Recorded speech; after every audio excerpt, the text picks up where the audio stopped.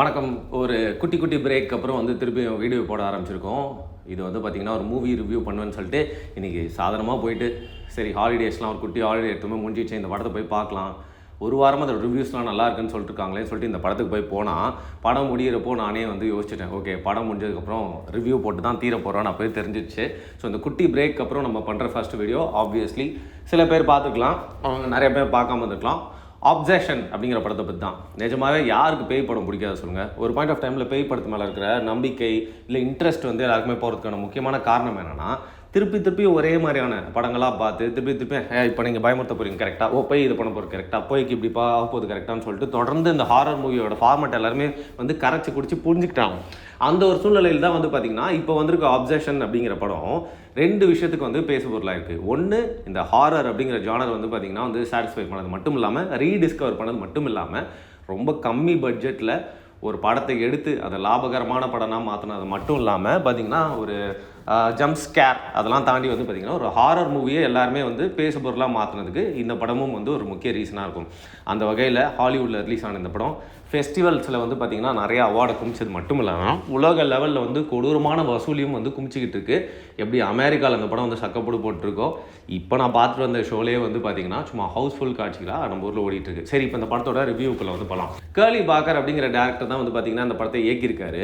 இன்னும் கொடுமைனா இது ஒரு ஹாரர் படம், ஆனால் இவர் வந்து பார்த்திங்கன்னா ஸ்கெட்ச் காமெடிஸ்லாம் ஏற்கனவே வந்து இயக்கிட்டு இருந்த ஒரு நபர். இவர் வந்து இந்த படத்தை வந்து இயக்கியிருக்காரு. இதுக்கு முன்னாடி மீல் அண்ட் சீரியல்ஸ்னு சொல்லிட்டு ஒரு ஹாரர் படத்தையும் வந்து அந்த ஃபவுண்ட் ஃபுட்டேஜ்னு சொல்லுவாங்கள்ல, பேரநார்மல் ஆக்டிவிட்டி, அந்த மாதிரி வந்து இருக்கக்கூடிய ஃபுட்டேஜஸ்லாம் வச்சு ஒரு படம் எடுத்து அதுக்கு ஒரு நல்ல ரிவ்யூ கிடச்சதுக்கப்புறமா இப்போ இந்த ஆப்செஷன் அப்படிங்கிற தியேட்டரிக்கல் டெபியூட் இவர் வந்து பண்ணியிருக்காரு அப்படின்னு சொல்லலாம். இந்த படத்தோட கதை பேசிக்காக என்ன அப்படின்னு பார்த்தீங்கன்னா, நம்ம லைஃப்பில் நம்மளுக்கு நிறைய ஆசை இருக்கும். அதில் வந்து அந்த விஷலாம் நடந்தால் எப்படி இருக்கும், இந்த ஜீனிக்குள்ளே வந்து பூதம் நம்மளுக்குள்ளே வந்து நம்ம ஒரு ஆசை கேட்டால் எப்படி இருக்கும், நம்மளுக்கு ஒரு வரம் வந்தால் எப்படி இருக்கும்னு சொல்லிட்டு எல்லாருமே யோசிச்சிருப்போம்ல. அப்படி கதாநாயகனுக்கு வந்து ரொம்ப பிடிச்ச ஒரு விஷயத்தை வந்து ஒரு வரம் அப்படிங்கிற ஒரு விஷயம் வந்து கிடைக்குது. அந்த வரத்தை அவர் கேட்டோன்னே அந்த வரம் அவருக்கு கிடைச்சிதா, அந்த வரமே அவருக்கு வந்து எப்படி சாபமாக மாறிச்சு, அந்த சாபத்துலேருந்து வந்து இன்னொரு வரன் மூலியமாக வெளில வந்தாரா அப்படிங்கிறது தான் பார்த்திங்கன்னா அந்த படத்தோட கதை. ஒரு அம்மா வந்து பார்த்திங்கன்னா பிள்ளைய வந்து சாப்பிடணும் அப்படின்னு நல்லா நினைப்பாங்கன்னா, அந்த பிள்ளை சாப்பிட்டுட்டே இருந்துச்சுன்னா, பிறந்த குழந்தை வந்து பால் குடிக்கிறப்போ அந்த தாய்க்கு ரொம்ப பிடிச்சிருக்கும், அதுக்காக பால் குடிச்சிட்டே இருந்துச்சுன்னா சரி. சில பேருக்கு வந்து வெற்றி அடைறது ரொம்ப பிடிக்கும், அதுக்காக வெற்றி அடை பற்றி மட்டுமே யோசிச்சுட்டே இருந்தாங்கன்னா சரி. சில பேருக்கு சில மேலே இருக்க பாசத்தை வந்து காமிச்சதுக்காக வந்து முத்தம் கொடுப்பாங்க. பட் ஒரு நாள் முழுக்க 24 ஹவர்ஸும் வந்து முத்தம் கொடுத்துக்கிட்டே இருந்தாங்கன்னா கேட்கவே கடுப்பாகவும் பயமாகவும் இருக்குல்ல. அப்பேற்பட்ட ஒரு அப்சஷனை பற்றி பேசுறது தான் வந்து இந்த படம். ஸோ பேசிக்லி வந்து பார்த்திங்கன்னா காதல் அப்படிங்கிற விஷயத்தில் நிறையா பேர் வந்து ஆசைப்பட்டுருவாங்க.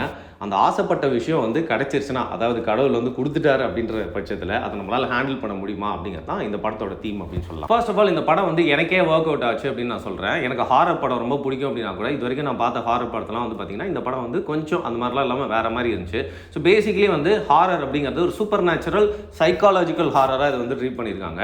நம்ம லைஃப்பில் நடக்காத விஷயத்தை காமிக்கிற போது வர பயத்தோட நம்ம லைஃப்பில் நடந்துட்டு இருக்க விஷயத்தில் அந்த பயத்தை இன்ஃபியூஸ் பண்ணால் நம்மளுக்கு வந்து ரொம்ப ரிலேட் பண்ணிக்கு இன்னும் வந்து பார்த்திங்கன்னா ரியாலிட்டியோட சேர்ந்து வந்து அந்த பயமும் வந்து தொட்டிருக்கும்.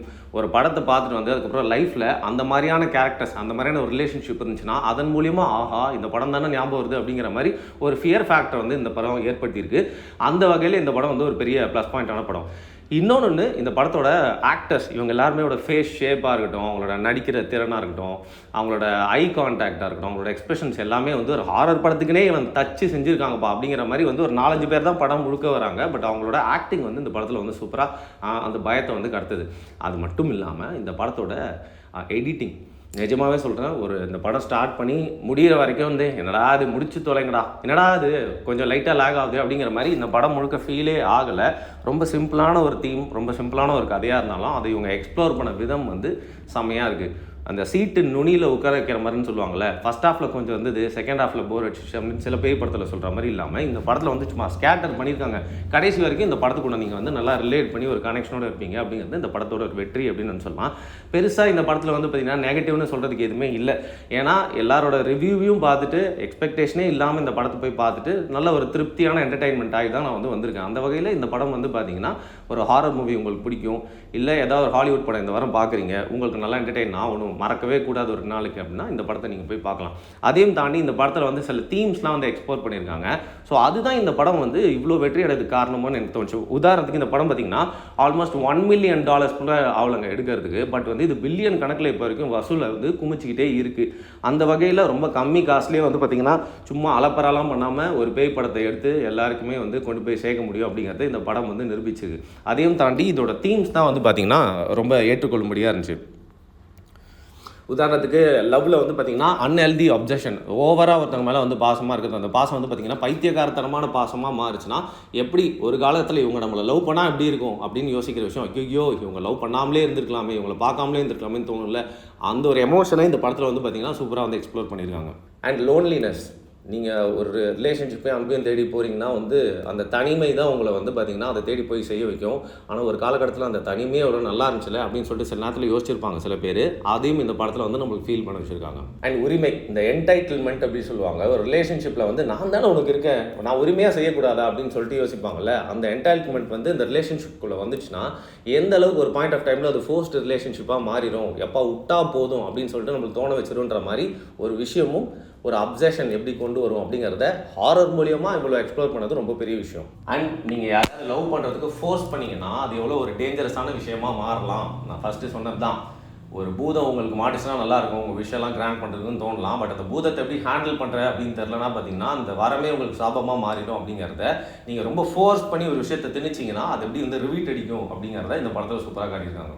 அண்ட் நம்ம ஊரில் வந்து பார்த்திங்கன்னா நிறைய காதல் பண்ணி அதெல்லாம் வந்து கதையாக எழுதி அப்புறம் ட்ராமா அப்படின்னு சினிமாலன்னு சொல்லிட்டு இந்த காதலை வந்து பார்த்திங்கன்னா சினிமாக்குள்ளே புகுத்தி இப்போ அந்த வாஷிங் மிஷின்குள்ளே போட்டு எடுத்த ட்ரெஸ் மாதிரி வந்து பார்த்திங்கன்னா சினிமாவை பார்த்து தான் நம்ம எல்லாருமே வந்து காதலுக்கே நிறைய பேருக்கு ஸ்டார்ட் ஆகுது. ஸோ ஃபேண்டசி அண்ட் ரியாலிட்டி இது ரெண்டுத்துக்கும் பார்த்திங்கன்னா இவ்வளோ வித்தியாசம் இருக்குது.